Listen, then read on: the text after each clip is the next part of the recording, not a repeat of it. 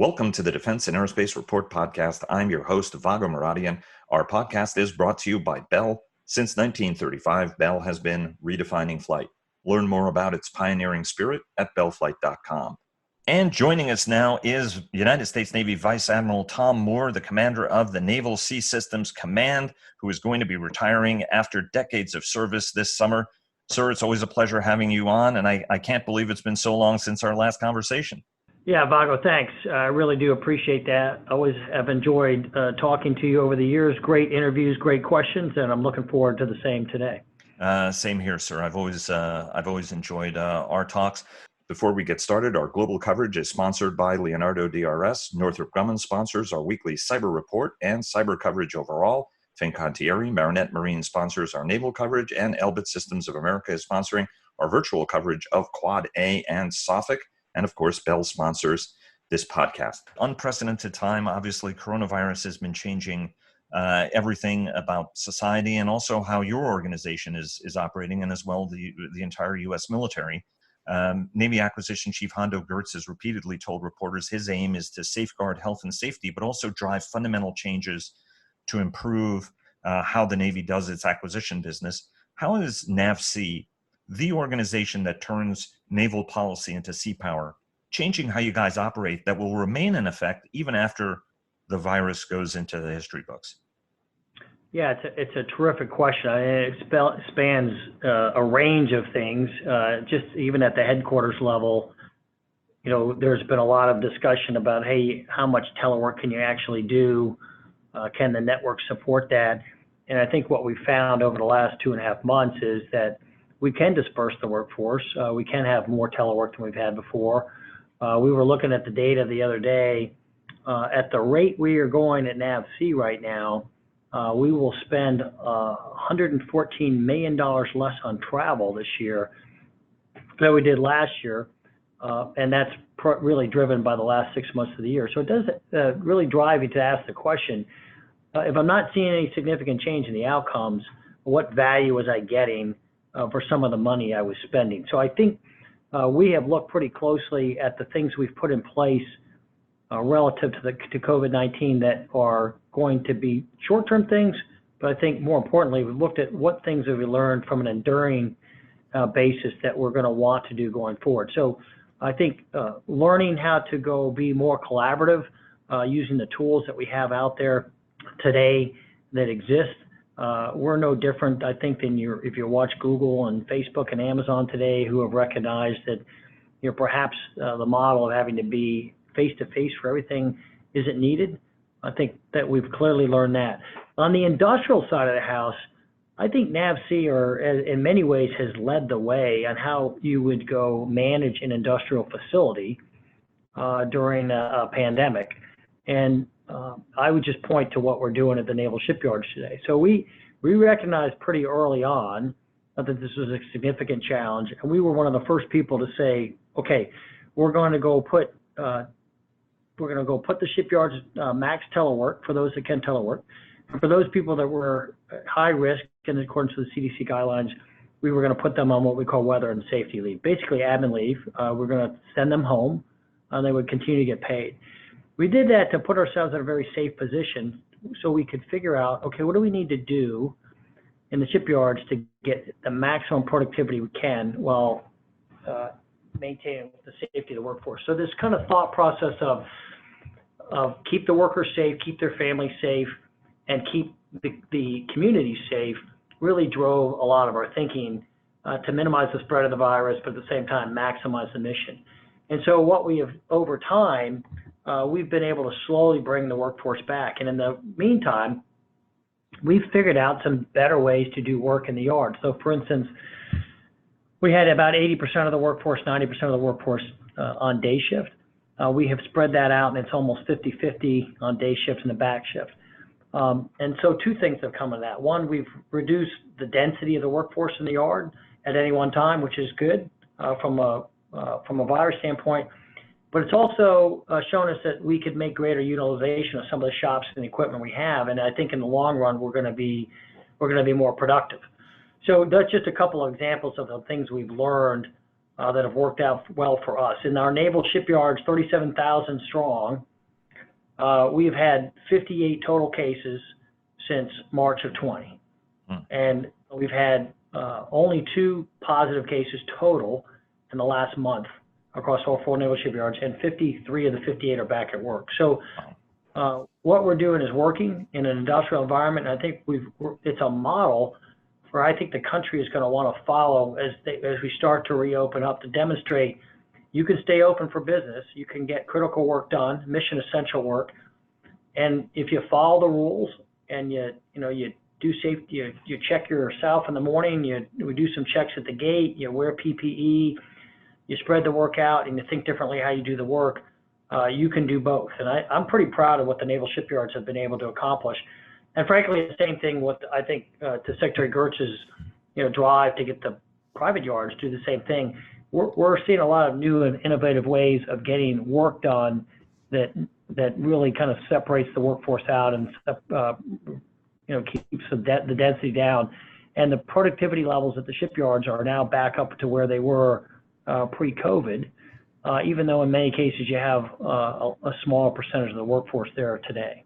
As everybody knows, you're having to put significant workarounds to ensure that you can get this shipyard work done as quickly as possible and not fall behind. And you guys have tried to build a little bit of margin into that system, as Hondo Gertz has discussed repeatedly, to give you a little bit of a cushion on these schedules.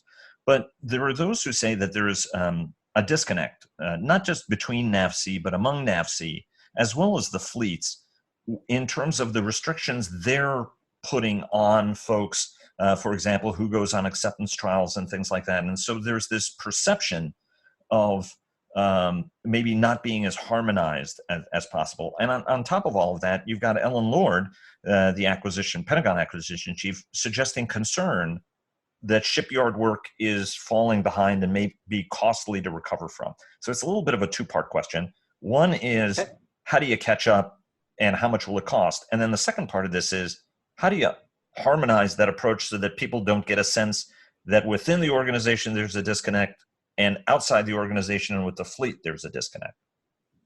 Yeah, 2 good questions. I'll go to the second question first. So we are harmonized. As a matter of fact, when I look across the PEOs and I go look at the INSERV and I go look at the fleet, we're having these discussions about how do you get a ship delivered successfully, for example, and do we have to do it the way we've always done it in the past? I mean, to some of your previous question of what have we learned here. And so we have thoughtfully worked our way through, how many people do you need on a trial to get the ship delivered? And are there some of these things that we could do remotely in advance? So you might find that a particular PEO is not sending as many people to ride the ship as was needed in the past. INSERV is there. We're having these discussions with Secretary Gertz. It's part of the acceptance letter with the fleet. So I actually think that's working out pretty well. And I think it's going to be a model going forward, because I think there's some efficiencies there that we were never forced to consider in the past that we will now, use going forward. To the first question, if we're at 80-85% capacity right now. It varies a little bit by yard. In the private sector, to Secretary Lord's concern, yes, over time, if we can't reconstitute the workforce in the near term, we're going to start to build somewhat of a backlog for sure on the new construction side of the house. And along with that is also a very, we got to keep a very close eye on the, the second and third tier supplier base as well. That kind of goes along with that. So I think she's spot on that we are creating a backlog, and the question is how big that backlog going to be. So as we start these return to work policies and some of the things I talked about earlier in the naval shipyards, and we can get that workforce back, then we'll be able to assess how far behind are we and what the impact on the long-term schedule is. I think it's going to vary by area of the country, but clearly you can't stay at 80-85% of the workforce for a prolonged period of time and not impact some of the work that you're under contract for. But the goal is to as quickly make that up by the end of the year. Yeah, the goal is to reconstitute the workforce as quickly as you can and safely as you can. And we're having these discussions with industry on a weekly basis. The Secretary Gertz hosts a weekly discussion with the presidents of these yards. We're sharing those best practices on how you get people back to work. It's not a, this isn't a, I'm hiding how I'm, this is a business advantage for me. I think all the yards recognize and are willing to share how do we get the workforce back. Some of that will depend on conditions in the individual states, but a lot of it's going to depend on us creating conditions that, provide a level of trust and confidence that the workforce can come back safely and do the work. And I think we can do that. And I think, the goal would be by the end of the, fiscal year here, we would be back, near 100%. And if we can do that, we'll be able to absorb the impacts that we've seen, probably over a 4, 5, 6 month period, and we'll figure out how to get that work recovered. At the same time, I think we're also learning some things that are going to make us more productive in the long run. And I think a lot of the presidents would tell you that, for instance, with 70% of the workforce, they're getting 78%, as an example, of the productive work done. So we're seeing, in some cases, we're actually getting a higher percentage of the work done with a smaller percentage of the workforce. Some of that's because they're spread out. Some of it's because we're making better use of by working 24-hour shifts, making better use of the equipment that's in the yards. So we're going to factor all that into our thinking going forward. And clearly, we're not going to wait till we're out of this to start figuring out how we're going to go start work the backlog down. That discussion is happening already on a daily basis. And cost, and very briefly, cost impact. Do you have a bead on how much this is going to cost? Whether it's a couple of $1 billion, a couple of $100 million, tens of millions of dollars? Yeah, I think we're going to have to take a look at the cost perspective there. I mean, each of the individual companies are going to have a perspective on the impact of COVID. They're under contract right now, and many of those are fixed price contracts. We'll have to have that discussions with them and on a global basis. I hesitate to say what the total cost impact is going to be today. I think our initial position is, we really, we want the ships delivered for what we signed the contract for. And so any discussion about what the cost impact of COVID is something that's going to be a very serious discussion between the Department of Defense and most of the major defense contractors across the board, whether you're talking about shipbuilding or Joint Strike Fighter or any of the other things that we're trying to build today. So, we're walking a fine line there, and we haven't committed one way or the other. I think we're going to have to go see how this sorts its way out, and the contractors obviously have a process for having that discussion with us. And when they're ready to do that, we'll be ready to sit down and have that discussion with them. Let me ask you about getting ships out of the yards and through their availabilities as quickly as possible. That's been a major drive and a major focus given the unprecedented backlog the Navy has been struggling to eat its way through. And you guys are trying to move as quickly as you can, and in some respects, really dramatically reducing the amount of time ships are spending in the shipyard. And yet sailors sometimes are complaining on the back end that they're getting ships that are unfinished and that they're having to work harder than ever to get their ships underway. Talk to us about both sides of this equation. Is it a cultural thing of a Navy that got used to contractors doing more work? I know that we're in a transition there to rebuild sailor skills, because after the Cold War, we thought, we disbanded much of the school system to rely increasingly on contractors. How is this whole model working, and are you making as much progress, and are folks recognizing that progress? Well, I think we're making significant progress. Let me address the first piece, and then I'll get to the sailor piece second. So, the CNO came in, the new CNO came in, and his guidance, the things that he said we're going to go work on, which is we're going to work on more fighters, we're going to work on more fighting, and then we're going to work on building the future fleet. That was his 3 priorities. Under the war fighting category, the first thing he listed was the on-time delivery of ships and submarines, which was of great interest to me since it's been my mission priority number 1 for 4 years. So it's always nice when you and your boss are aligned, or when you're aligned with your boss, maybe a better way of saying it. And we set a goal in FY20 of reducing the days of maintenance delay by 80% compared to FY19, and to eliminate them completely by FY21. And so despite the challenges we've had with the pandemic, we're well on our way to beating that. I think we probably would have been over 90. We reduced it by more than 90%. We're probably going to be about 83 or 84%. So we are doing a significantly better job of delivering the ships per the schedule that we've committed to the fleet commanders, and that's a good news story. Both in the private sector, surface ship repair, and in our naval shipyards. As I mentioned, USS Missouri just delivered 5 days early out of Pearl Harbor Naval Shipyard, which is the second consecutive Virginia-class submarine that Pearl delivered early. That's the first time we've ever done that. We are on track. You know, we're probably going to be about a month late on Carl Vinson coming out of Puget Sound, but on a 17-month docking availability. But most of that's going to be COVID related. That yard was on track to deliver that on time. We just got Nimitz out of an availability on time and got her certified to deploy on time. So great work there. So as I look across the yards, you know, the data shows that we're significantly better than we were. It's unfortunate that the pandemic happened, because I think we would have had a record-breaking year, and we would have been FY21. We would have been delivering everything on time. Just so, for instance, we were 22 years ago, we delivered 25% of our surface ships on time. Last year was 41%, and this year we're up at about 70 to 75%. So there's dramatic improvement despite the pandemic, and that's going to continue.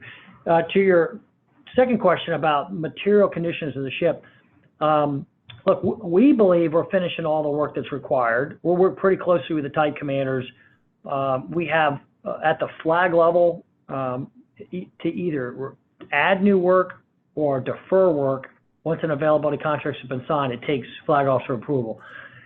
We're not having that discussion very often, so we are finishing the work that's in the work package that we're supposed to do. As far as deck plate complaints from the sailors, I'm not hearing those at my level. I'm not saying they don't exist. We do, in today's world, have relied less on contractors for some of the smaller work on the ships, and we do actually, want the ships to have a fairly robust ships force work package, and so we do want them to complete work. It's a good thing for us. They're a great labor source when they're in the shipyard. A lot of that work is in-rate work that we'd like them to do anyway, so they learn how to do that. And then it, creates additional ownership for the ship. So I certainly will keep my ear to the ground and talk to the two type commanders on the surface side of the house for any data that would say that, we're not getting the ships to the material condition that the fleet wants them. That's not the data I'm seeing today. I'm not saying that what you're hearing is incorrect, but if we're not getting it to where we want it to be, then we clearly want to take that on board and go work on that. So I think it's a combination of getting them out on time and also getting them delivered in the exact material condition that we promised at the beginning of the availability. We don't want to cut corners on either one of those. The Navy recently had 7 of its 11 carriers underway and surged a number of submarines in the Pacific as a warning to China. It was an amazing achievement. As you said, some of the carriers coming out of their yard availabilities made that possible. An enormous amount of hard work made that possible. But it's a deterrent only if you can keep those ships forward and at a high state of readiness. How are you guys working that with the fleet to ensure that these assets are going to be ready if and when they're needed and be out there and be forward? Well, with the carrier issue, some of the numbers are a little bit cyclic. And so you probably recall last fall during a congressional hearing, I had a feisty exchange with one of the representatives over the number of carriers. This was right after we'd had the electrical casualty on Truman.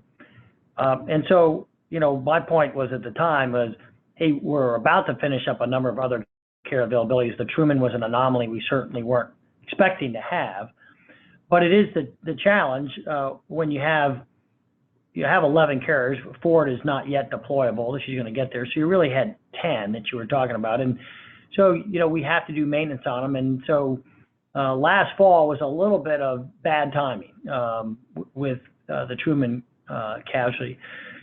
Where we are today is the cycle is now at a sweet spot where we have, other than the 2 carriers that are getting ready into RCH, and then George Bush at Norfolk and Carl Vinson and out at Puget, all the other carriers are out.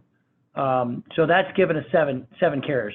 In order to your point, in order to deliver combat power, they've got to stay ready. And so the good news is that we're at 7 today. Eventually, Eisenhower is going to come back and go into a maintenance period, and eventually Truman, as soon as Nimitz is certified and can deploy, Truman will come in for a maintenance period. So the number's not going to stay at 7. I mean, I think where we are today just demonstrates that you can align the maintenance and the operations to get a bigger number if you need it. But I think the steady state number is probably more down around 4 or 5. And so the key to making sure that they are warfighting ready is to make sure we don't cut any corners and we get the work done when they're in the maintenance availabilities that they're supposed to be in, and to get those done on time. So there's the two components to that are make sure you get the work done, and we're very meticulous about not cutting corners and doing the work that we need to get done.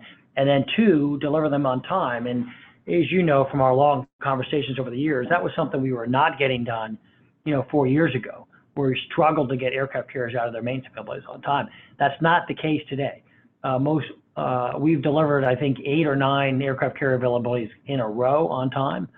Unfortunately, we're going to break that streak with Vincent, but she's going to be about a month late on a 17-month availability. And if you hadn't had COVID, we would have done that. So I think it's a combination of doing the work you needed to do and then having the capacity in the naval shippers to deliver them on time. When we can do those two things together, then the fleets, have a really terrific process for getting the ships ready to go, so that when they get out at the tip of the spear, they can manage any scenario that comes up.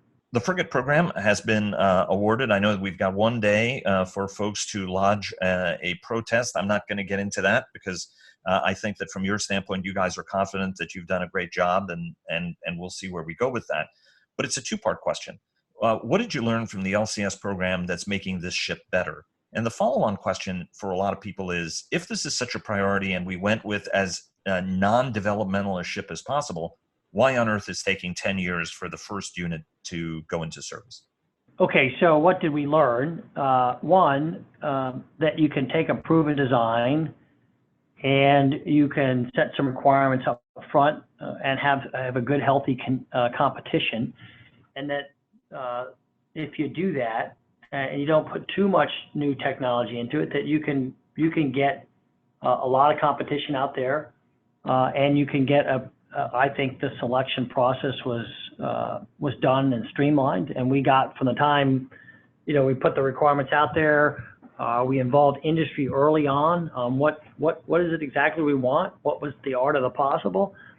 And by doing those two things, I think we were able to streamline the process from initial concept development exploration into something where we have a signed contract. So I think the big lesson learned was, 1, don't bite off more than you can chew from a technology standpoint.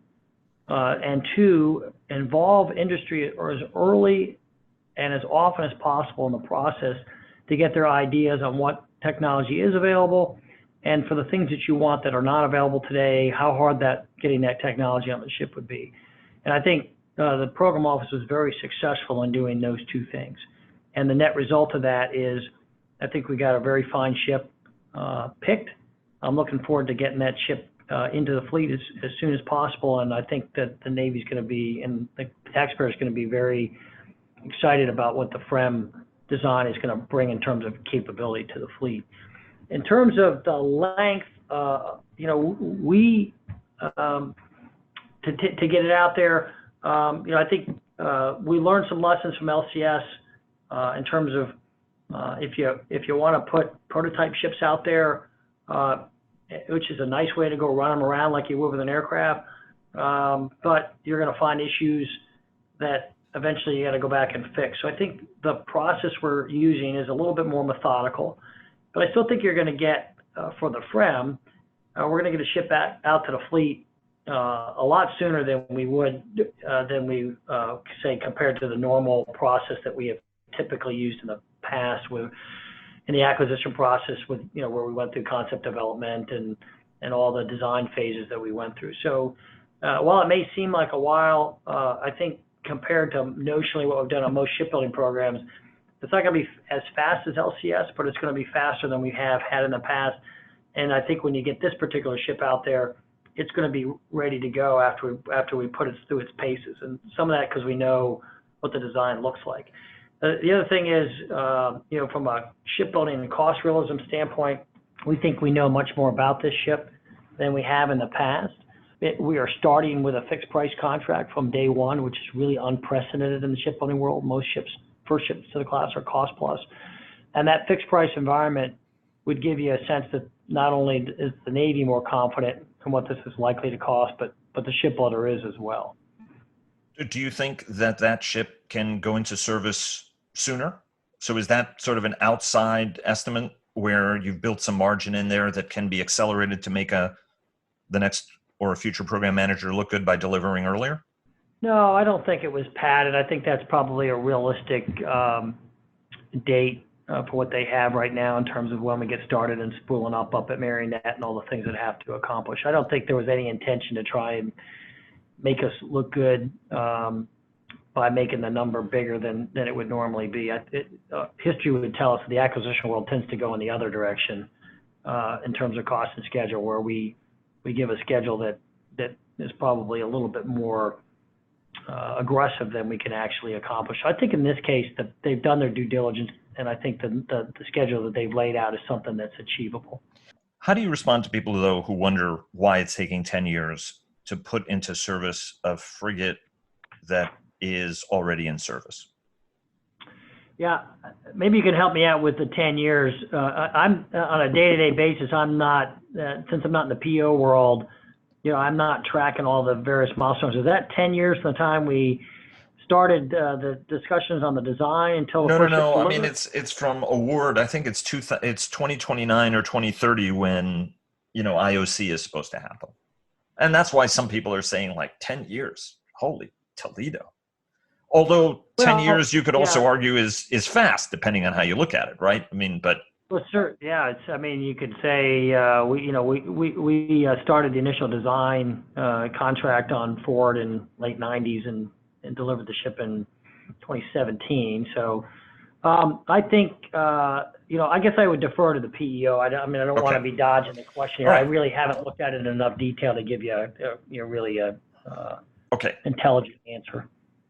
Let me ask you one last question. You're as experienced and expert in this business as anybody can be, having devoted decades of their lives to executing some of the biggest and most complex programs, Ford being one of them, which was, I think, an enormous learning challenge for anybody, especially someone who was PEO aircraft carriers. What are the key lessons you've learned about doing things right and about doing things faster that you can impart to the next generation?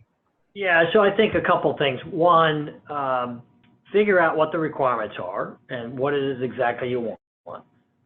And then take a risk-based approach to really figuring out, is that technology ready to go? And then once you've settled on what you want, lock that down and don't change it. If you go back and look at Ford, that program changed multiple times between the time that we initially thought this is what we want and what we eventually signed the contract for. The other thing that we learned is if you're going to go take some technology that you haven't used before, you would be well served to have some sort of land-based test facility so that you could concurrently test out the technology while you were building the ship. So there are areas where that proved out to be very successful on Ford, EMOLS, AAG, dual band radar. And then obviously the poster child of how not to do that would be the weapons elevators, where we decided to cut cost to not have a land-based test facility. Some of that was driven because there was a cost cap, and we could have a lengthy discussion about the value of the cost cap. I think you and I have discussed. My personal opinion that cost caps are okay in the requirements phase. If you say I only want to spend X amount of money on this ship, then that drives what you go put into the ship. Once you've decided what you're going to put into the ship, and then you put an artificial cost cap on top of it, I think it basically creates bad behavior. It creates things like, well, I'm going to try and save $100 million by not building a land-based test facility, which if we'd had built it back in 2008, we probably wouldn't be facing the problems we're having on Ford today. So, it may sound simple, and in reality, I think it is simpler than it than we make it. But you got to have a disciplined process, and you got to be willing to stick to a requirement and sign that contract, and you've got to be willing to go recognize where your technology risk is and do things up front to go manage that risk. The Columbia is a classic example where we have learned some of those lessons. You know, we have a large land-based test facility to go test out the motor on the submarine, which is the key component of that, you know, electric motor on that ship. So we're going to go test that out. We're going to know that works before we put it on the boat. So we've learned, you know, some very valuable lessons from the Ford that we are applying to other, you know, programs that are going forward, just as FREM learned a lot of lessons from LCS.